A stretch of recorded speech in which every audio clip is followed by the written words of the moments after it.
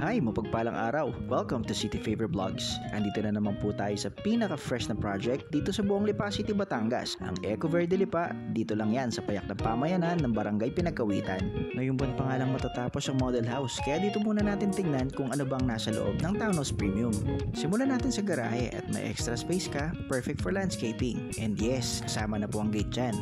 Ang lot area nito ay may kabuoang sukat na 71.5 square meters, habang ang floor area naman ay 67 square meters. So ang magiging itsura niya ay malawak na pahaba. Meron tayong 3 bedrooms at ang isang kwarto ay naandito sa baba. Ang toilet and bath dito sa first floor ay meron dalawang access. Isa directly sa kwarto at isa naman sa living room.